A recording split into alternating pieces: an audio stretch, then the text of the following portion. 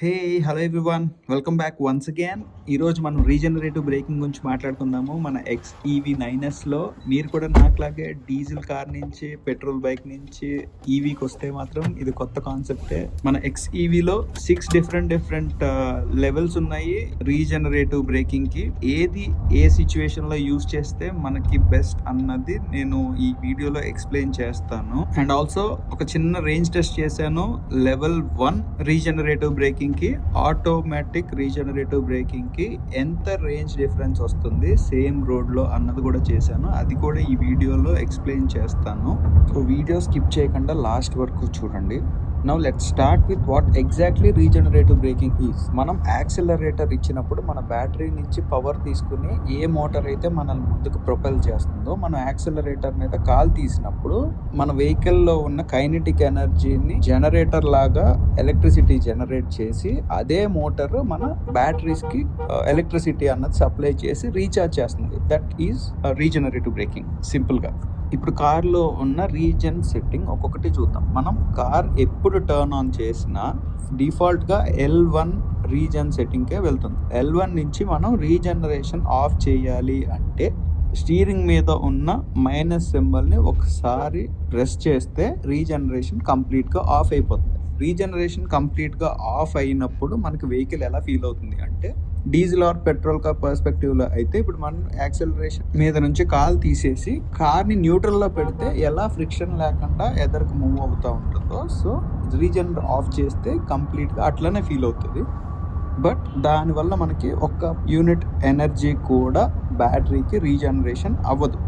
ఇలా కంప్లీట్గా regen off చేసుకుని డ్రైవ్ చేయాల్సిన సిచ్యువేషన్స్ నాకైతే ఏవి తట్టట్లేదు. సో 99% ఆఫ్ ద టైం ఇలా ఆఫ్ చేసుకుని డ్రైవ్ చేయాల్సిన అవసరం లేదు అని నేను అనుకుంటున్నాను.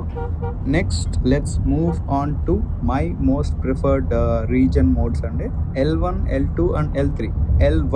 L1లో వెహికల్ ఎలా ఫీల్ అవుతుంది అంటే, ఒక డీజిల్ కారు మూవ్మెంట్లో ఉండగా, గేర్లో ఉండగా యాక్సిలరేటర్ మీద ఫుట్ లిఫ్ట్ ఆఫ్ చేస్తే ఎట్లా అయితే ఇంజిన్ బ్రేకింగ్ వల్ల మీకు రెసిస్టెన్స్ కొద్దిగా స్లో డౌన్ అవుతున్న ఫీలింగ్ వస్తుందో అట్లనే ఉంటుంది. అస్సలు ఇన్కన్వీనియన్స్ ఉండదు.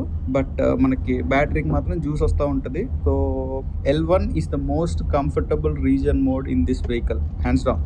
అండ్ L2 మీకు బ్రేక్ వేస్తే ఎట్లయితే ఫీల్ ఉంటుందో అట్లనే ఉంటుంది. L3 స్ట్రాంగ్ బ్రేకింగ్ ఎట్లయితే వేస్తే మీకు ఫీలింగ్ ఉంటుందో అట్లా ఉంటుంది.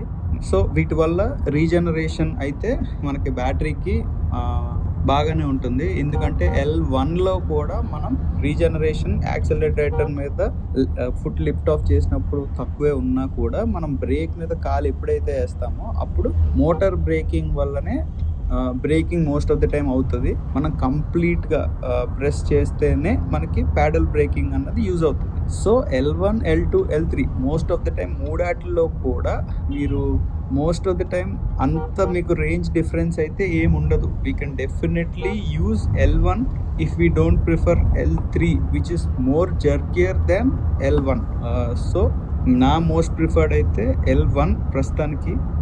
ఇక్కడ L1, L2 అండ్ L3 చూస్తే వెహికల్ కంప్లీట్ స్టాప్కి రాదు, మూవ్ అవుతానే ఉంటుంది అనమాట. సో మీరు కంప్లీట్ స్టాప్కి రావాలి అన్న రీజన్ మోడ్ అంటే అది సింగిల్ పెడల్ డ్రైవింగ్ అని చెప్పేసి ఒక మోడ్ ఉంది డెడికేటెడ్గా. సో ఆ సింగిల్ పెడల్ డ్రైవింగ్ మోడ్ కానీ క్లిక్ చేస్తే మీకు వెరీ స్ట్రాంగ్గా మోటార్ బ్రేకింగ్ అప్లై చేసి మిమ్మల్ని హాల్ట్కి తీసుకొస్తుంది వెహికల్. అది కంప్లీట్గా సిటీ డ్రైవింగ్లో అయితే బాగుంటుంది తప్ప మనం అది పెట్టుకునే హైవే డ్రైవింగ్లో వెరీ జర్కీగా ఉంటుంది. అస్సలు it's not I never preferred single pedal driving even in city conditions. Some people they might be trusting the vehicle and they can definitely use single pedal driving. But నేనైతే ఇప్పటి వరకు single pedal driving ఏదో test చేయడానికి use చేశాను తప్ప నేను అసలు ఎప్పుడు ఇది చేయలేదు.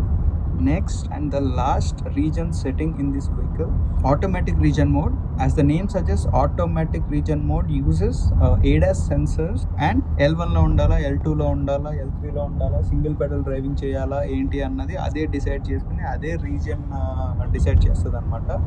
నేను డ్రైవ్ చేసిన ఇందులో మాత్రం it is the most unpredictable and most uncomfortable driving experience. అస్సలు మనకి నెక్స్ట్ ఏం చేస్తుందో మనకు తెలియదు అన్నట్టు ఉంటుంది. నాకైతే అస్సలు నచ్చలేదు, అసలు లీనియర్గా లేదు, చాలా జర్కీగా ఉంది. ఒక 70 కిలోమీటర్స్ డ్రైవ్లో నాకు తలపోటు వచ్చే అంత గా అనిపించింది నాకైతే. ఇంత చెప్పిన తర్వాత కూడా మీరు యాక్టివేట్ చేయాలి అనుకుంటే ఆ స్టీరింగ్ మీద ఉన్న మైనస్ సింబల్ని ఒక్క 2 సెకండ్స్ హోల్డ్ చేసి వదిలేసేయండి. మీకు ఇన్స్ట్రుమెంట్ క్లస్టర్ మీద ఏ అని చెప్పేసి ఉంటుంది.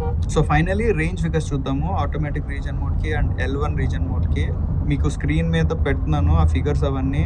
రెండాటికి సేమ్ డ్రైవింగ్ కైండ్ ఆఫ్ ఎన్వైరన్మెంట్లో, సేమ్ ట్రాఫిక్ కైండ్ ఆఫ్ ఎన్వైరన్మెంట్లో అస్సలు ఏమీ డిఫరెన్స్ లేదు. సో అంత జర్కీగా ఉండే ఆటోమేటిక్ రీజన్ మోడ్ మనం యూస్ చేయాల్సిన అవసరమే లేదు అని నా కంక్లూజన్ అండి. So L1 mode is the most smooth and most efficient. అంటే ఎఫిషియంట్ ఇన్ ద సెన్స్ మీకు ఆ స్మూత్నెస్ టు ఎఫిషియన్సీ రేషియో చూసుకుంటే L1 మోడ్ ఇచ్చే కంఫర్ట్ మీకు L3 కానీ సింగిల్ పెడల్ డ్రైవ్ కానీ ఆటోమేటిక్ రీజన్ మోడ్ కానీ ఇవ్వట్లేదు. సో ఇప్పటి నుంచి నేనైతే I will travel in L1 mode.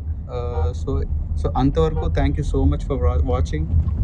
Please like, share and subscribe.